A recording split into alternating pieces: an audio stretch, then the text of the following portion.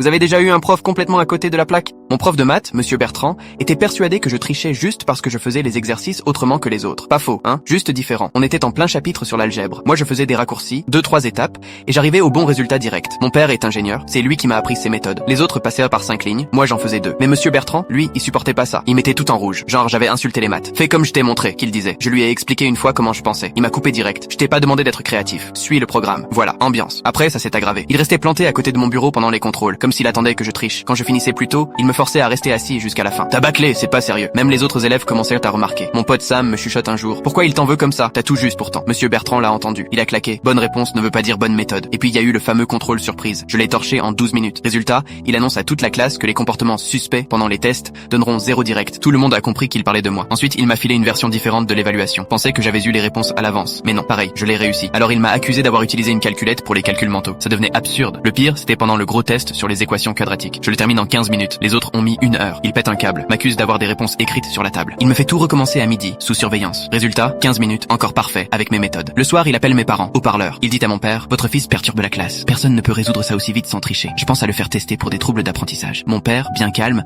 demande un rendez-vous direct pour le lendemain. Le lendemain, bureau du principal. Monsieur Bertrand sort mes copies, les étale sur la table comme s'il allait plaider un dossier criminel. Regardez ces raccourcis. C'est pas comme ça qu'on enseigne les maths. Faut suivre les étapes. Sinon, comment il va faire plus tard avec le calcul différentiel? Mon père reste silencieux. Il lit tout. Le principal écoute. Et là, monsieur Bertrand continue. Si on laisse passer ça, les autres élèves vont croire qu'ils peuvent faire pareil. Ça ruine ma méthode. Mon père lève les yeux. Monsieur Bertrand, pouvez-vous résoudre ce problème avec votre méthode? Il montre une équation sur ma feuille. Tout content, le prof prend le feutre, va au tableau. Il fait son truc, comme dans son livre. 5 minutes plus tard, il a la bonne réponse. Il se retourne, fier de lui. Mon père dit, maintenant, regardez. Il efface tout et refait le même problème avec ma méthode. 30 secondes, même réponse. Il repose le feutre, le regarde dans les yeux. Votre méthode prend 5 minutes, la sienne, 30 secondes. Et il comprend mieux ce qu'il fait. Au lieu de le punir parce qu'il va plus vite que votre programme, vous devriez peut-être apprendre de lui. La tête de monsieur Bertrand a changé 3 fois. D'abord surpris, puis gêné, puis énervé. Mais le programme exige des méthodes précises qu'il répète. Le principal l'interrompt. Le programme demande des bonnes réponses et de la compréhension. Ce qu'il fait. La semaine suivante, j'étais transféré en maths avancées. Monsieur Bertrand ne m'a plus jamais adressé la parole. Mais d'après ce que j'ai entendu, il a commencé à accepter d'autres façons de résoudre après avoir fait quelques formations.